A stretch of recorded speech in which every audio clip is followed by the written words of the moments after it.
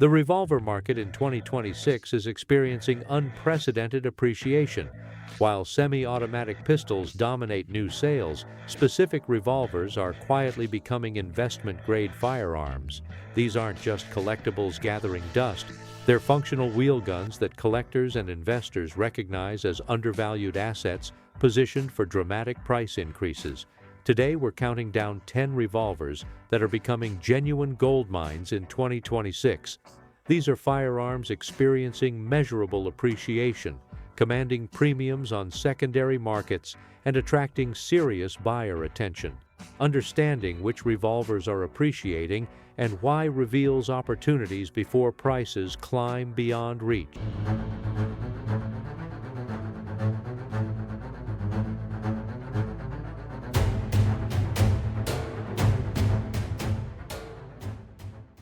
Number 10. Ruger Redhawk .44 Magnum, pre-2008 production. Starting at number 10 is the Ruger Redhawk in .44 Magnum, specifically examples manufactured before 2008. Pre-2008 Redhawks in excellent condition currently sell for $900 to $1,400 on the secondary market. Post-2008 examples sell for $600 to $800 new. The premium for older examples reflects quality differences that collectors recognize. Pre-2008 Redhawks were manufactured in Ruger's Southport, Connecticut facility with traditional production methods.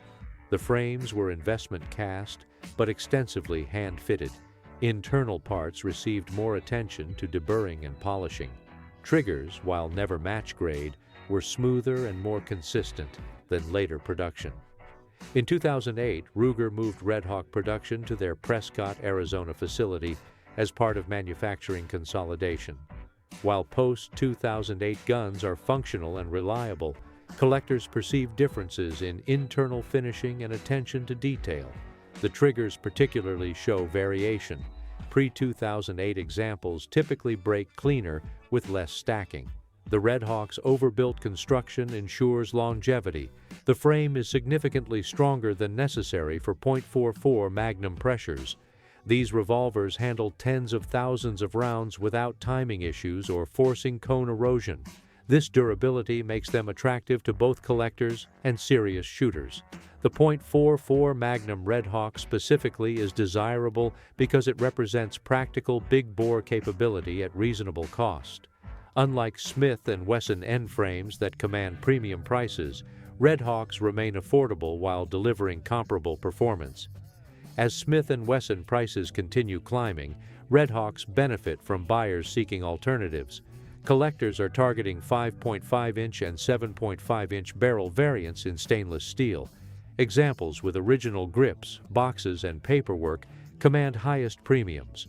Clean pre-2008 Redhawks have appreciated approximately 30 to 50% since 2020 as supply diminishes and buyer recognition increases. Number 9. Colt Trooper Mark 3.357 Magnum, 1969 to 1983. At number 9 is the Colt Trooper Mark III in .357 Magnum, manufactured from 1969 to 1983. Trooper Mark IIIs in excellent condition currently sell for $1,200 to $1,800 depending on barrel length and condition. 5 years ago, these same guns sold for $600 to $900. The appreciation is dramatic and accelerating. The Trooper Mark III represented Colt's modernization of their medium-frame revolver line.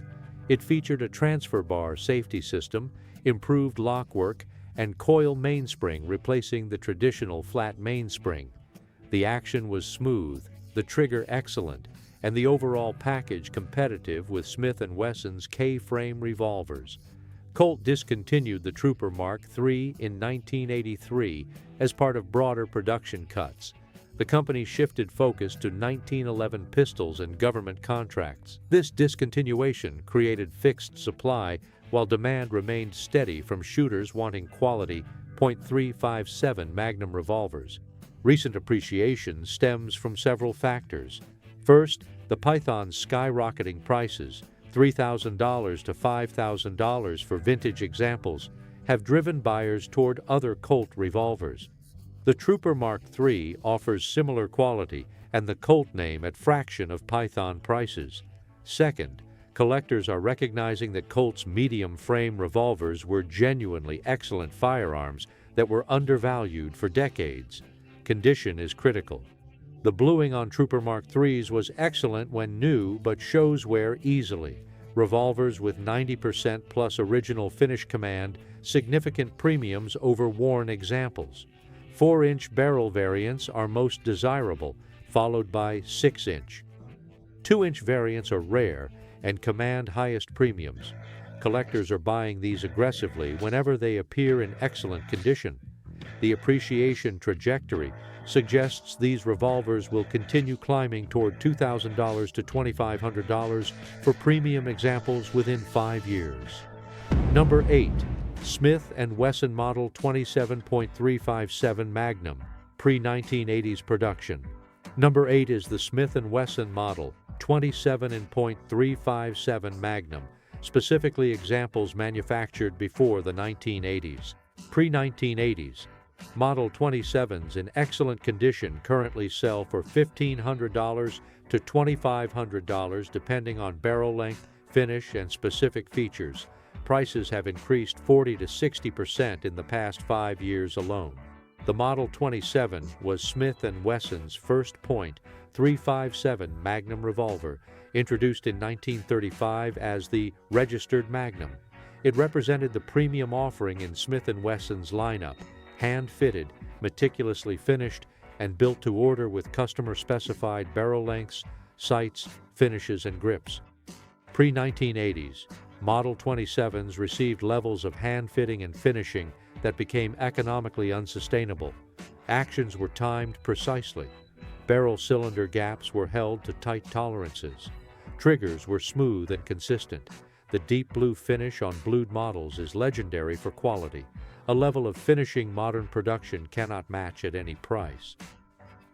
The Model 27 appreciation accelerated after Smith & Wesson discontinued it in 1999, then reintroduced it in 2008 as the Model 27 Classic with different specifications. The modern Model 27 Classic is a good revolver but differs enough that collectors distinguish between original and modern production. Original pre-1980s examples represent peak Smith & Wesson quality. Target models with adjustable sights and 6-inch or 8 3/8-inch barrels are most collectible. These were commonly purchased by competitive shooters and often show careful maintenance. Nickeled finishes command premiums over blued examples due to scarcity. Factory original grips, particularly target stocks with medallions, are essential for maximum value. Collectors are recognizing that pre-1980s end-frame Smith & Wessons represent craftsmanship that will never be replicated. As older collectors sell and examples change hands, prices continue climbing. The Model 27 is becoming the affordable alternative to Python for buyers wanting premium revolvers. Number 7. Colt Detective Special, pre-1973 production. At number 7 is the Colt Detective Special, specifically examples manufactured before Colt's 1973 production changes. Pre-1973 Detective Specials in excellent condition currently sell for $1,000 to $1,800 depending on generation and condition. Post-1973 examples sell for $600 to $1,000. Earlier production commands increasing premiums.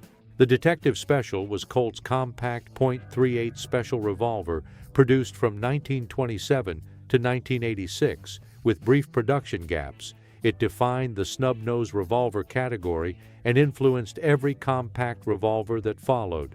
The 2-inch barrel, 6-shot cylinder, and compact D frame made it ideal for concealed carry.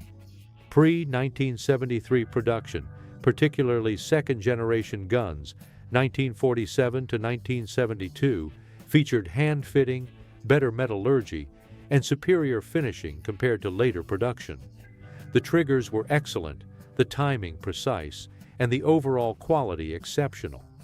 These revolvers represented Colt's traditional craftsmanship standards. The 1973 production changes introduced cost-saving measures. While post-1973 detective specials remained functional, collectors perceive quality decline. The earlier guns simply feel better, tighter lockup, smoother actions, better triggers. Recent appreciation stems from multiple factors. First, Colt's recent revival of the detective special, 2019 to present, at $700 to $800, has drawn attention to the original. Buyers comparing new and vintage examples often prefer vintage quality despite higher prices. Second, compact revolver interest has surged as concealed carry has become mainstream. The detective special pioneered this category. Nickel-plated examples command premiums over blued. First-generation guns, 1927 to 1946, command highest premiums but are increasingly scarce. Second-generation examples, 1947 to 1972, offer best combination of availability and quality for collectors. Condition is paramount. Detective specials were working guns. Most show holster wear and use.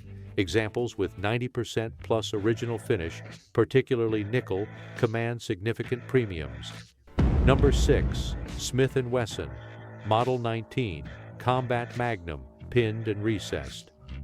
We've reached the halfway point with number 6, the Smith & Wesson Model 19 Combat Magnum, specifically pinned and recessed examples. Pinned and recessed Model 19s in excellent condition currently sell for $1,200 to $2,000, depending on barrel length and condition. Non-pinned examples sell for $700 to $1,000. The premium for pinned and recessed examples has increased dramatically. Pinned and recessed refers to manufacturing features discontinued in 1982. Pinned means the barrel is secured with a pin visible on the frame underlug. Recessed means the cylinder chambers are countersunk to recess cartridge case heads. These features were traditional Smith & Wesson practices considered marks of quality. Smith & Wesson discontinued these features for cost savings. They added manufacturing time without functional benefit. However, collectors value them as indicators of traditional craftsmanship. Pinned and recessed revolvers represent pre-cost-cutting production when Smith & Wesson prioritized craftsmanship over efficiency. The Model 19 specifically was designed by Bill Jordan in the 1950s as a .357 Magnum on the medium K-frame. It was lighter and more portable than N-frame Magnums while offering similar performance. It became standard issue for numerous police departments and achieved legendary status. Condition variations significantly affect value. Model 19 saw hard use as duty guns. Most show holster wear, finish loss, and sometimes timing issues from heavy shooting. Examples with 90% plus original finish, tight timing, and good bores command significant premiums. 4-inch barrel variants are most collectible, representing the classic duty gun configuration. 2-inch variants are rare and command premiums. 6-inch variants appeal to target shooters, but generally sell for less than 4-inch examples. Blued finish is standard and most collectible. Nickel finish commands premiums due to scarcity. The blued finish on early Model 19s is exceptional, deep, even, and durable. Collectors are targeting these aggressively, particularly 4-inch blued examples in excellent condition. Appreciation has averaged 8 to 12% annually, with some examples appreciating 50 to 70% since 2020, and the trajectory suggests continued increases as supply diminishes. Number 5. Colt Python, .357 Magnum, 1955 to 1999 production. At number 5 is the Colt Python in .357 Magnum, focusing on original production from 1955 to 1999. Vintage Pythons in excellent condition currently sell for $3,000 to $6,000, depending on barrel length, finish, and condition. Royal blue examples command the highest premiums, while nickel finishes also bring strong prices. Stainless steel versions introduced in the 1980s sell for less, but continue to appreciate. The Python's appreciation trend is well established and still accelerating. 5 years ago, excellent examples sold for $2,000 to $3,500. A decade ago, prices were often below $2,500. The long-term compound growth outpaces most collectible firearms. The Python earned its reputation through exceptional build quality. Colt relied on extensive hand fitting. Actions were carefully timed, triggers were smooth with crisp breaks, and the ventilated rib barrel with full underlug gave the revolver its distinctive profile. Fit and finish represented peak American revolver craftsmanship. Colt discontinued Python production in 1999 due to rising labor costs. The level of skilled handwork required became economically unsustainable. This ended production permanently and fixed supply while demand continued to grow. The 2020 reintroduction of the Python has not reduced vintage values. Collectors clearly distinguish between original and modern production, and interest in original examples remains strong. Barrel length strongly affects value. 6-inch barrels are the most iconic. 4-inch models are highly desirable. 8-inch versions generally sell for less. 2-inch barrels are extremely rare and command major premiums. Condition is critical. Examples with 98% or better original finish command large premiums, while unfired revolvers with boxes and paperwork often exceed $8,000. The Python's cultural status in film and television ensures continued long-term collector demand. Number 4. Smith & Wesson Model 29.44 Magnum Pre-dash models. Number 4 is the Smith & Wesson Model 29.44 Magnum, specifically no-dash and early-dash variants manufactured before major production changes. No-dash Model 29s produced before 1959 sell for $2,500 to $4,500 in excellent condition. Model 29-1 and 29-2 variants, manufactured from 1959 through the early 1980s, typically sell for $1,500 to $2,500. Later, dash variants bring $800 to $1,200. The premium for early production continues to grow. Introduced in 1955, the Model 29 was Smith & Wesson's answer to the .44 Magnum cartridge developed with Remington. At the time, it was the most powerful production revolver available and became legendary following Clint Eastwood's Dirty Harry films in the 1970s. No-dash and early-dash revolvers represent peak production quality. Smith & Wesson's dash system tracks engineering changes, with early examples benefiting from extensive hand-fitting, superior metallurgy, and stricter quality control. As demand surged during the Dirty Harry era, production increased and some of these standards declined. 4-inch and 6.5-inch barrel lengths are the most collectible. The 4-inch balances portability with power, while the 6.5-inch is considered the classic configuration. 8 and 3/8-inch barrels appeal primarily to hunters and generally command lower premiums. Condition has a major impact on value. Many Model 29s were heavily used. Examples with 90% plus original finish and strong bores command significant premiums. Unfired no-dash revolvers with original boxes can approach $5,000 to $7,000. Nickel finishes are scarce and command premiums over blued examples. Collector demand remains strong, with appreciation averaging 10 to 15% annually and continued upward pressure on early models. Number 3. Colt Single Action Army, first and second generation. We are into the top 3 with the Colt Single Action Army, focusing on first-generation examples produced from 1873 to 1940 and second-generation revolvers made from 1956 to 1974. First-generation SA, as in good to excellent condition, sell for $5,000 to $50,000 or more depending on caliber, barrel length, condition, and provenance. Second-generation SAAs typically sell for $3,000 to $8,000 in excellent condition. The value range is wide due to variations in originality, configuration, and historical significance. The single-action Army is the most historically significant American revolver. It served the United States military and law enforcement and became a defining symbol of the American frontier. Collecting SAAs is a specialized field with extensive reference material, authentication services, and dedicated collector communities.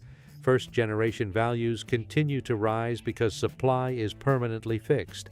No new examples will ever be produced, and attrition steadily reduces surviving numbers. Original finish, matching serial numbers, and documentation are critical to value.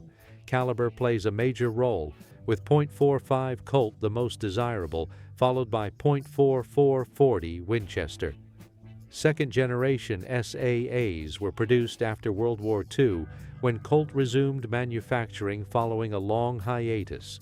These revolvers retain traditional production quality and represent the last major SAA run before production ended again in 1974. Demand has increased as collectors priced out of first-generation examples turn to these alternatives. Barrel length significantly affects desirability. 7.5-inch cavalry models and 4 3/4-inch civilian models are most sought after.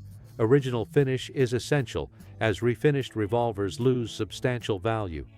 Provenance can dramatically increase prices. Military markings, documented service history, and verified historical ownership command major premiums.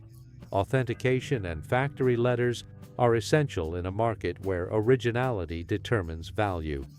Number 2. Smith & Wesson Pre-Model Number Revolvers, pre-1957. Our runner-up encompasses Smith & Wesson revolvers manufactured before 1957, when the company began assigning model numbers. These are known to collectors as pre-models, or pre-war examples if manufactured before 1946. Pre-model revolvers in excellent condition sell for $1,500 to $5,000 or more depending on specific model, caliber, barrel length, and condition. Rare configurations command significantly higher prices. Smith & Wesson produced revolvers for decades before adopting the model numbering system in 1957. Prior to this, revolvers were identified by caliber and frame size, such as the .38/44 Heavy Duty or the .357 Magnum. These earlier revolvers reflect traditional craftsmanship standards that declined as mass production increased. Pre-model revolvers featured extensive hand fitting, careful timing, and quality control exceeding later production. Actions are smooth, triggers are excellent, and overall mechanical quality is remarkable.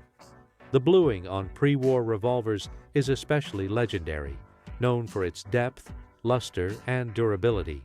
Several specific models are highly collectible. The pre-model 27 registered Magnum from 1935 to 1938 is among the most desirable, built to order with individual customer specifications.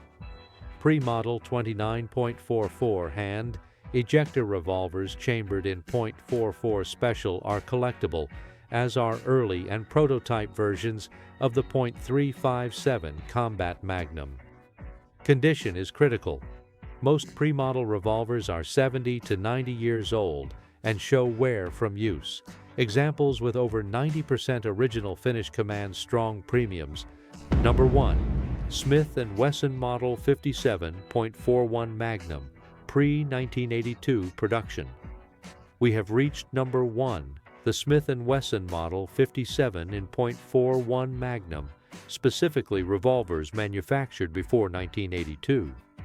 Pre-1982, Model 57s in excellent condition currently sell for $1,500 to $3,000 depending on barrel length and condition. 5 years ago, these same guns sold for $800 to $1,200. The appreciation has been dramatic, with many examples increasing 15 to 20% annually, placing the Model 57 among the fastest appreciating revolvers in the collector market. The Model 57 was introduced in 1964 and chambered the .41 Magnum cartridge developed jointly by Smith & Wesson and Remington. The cartridge was intended for law enforcement use, positioned between the .357 Magnum and the .44 Magnum. It never achieved widespread adoption, which kept overall production numbers relatively low and added long-term scarcity.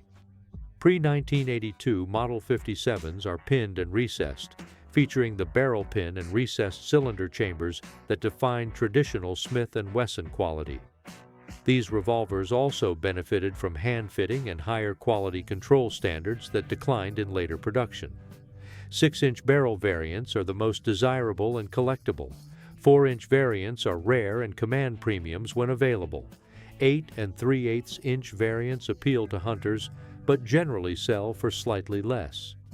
Condition has a major impact on value, as many Model 57s were working guns. Examples with over 90% original finish command, significant premiums. Unfired examples with original boxes are rare and often exceed $4,000. Nickel finishes are uncommon and bring substantial premiums over blued examples. The Model 57 earns the #1 position because it combines scarcity, quality craftsmanship, and a strong appreciation trajectory. Unlike revolvers that have already peaked in price, the pre-1982 Model 57 remains attainable while continuing to rise, making it the best investment revolver in the 2026 market.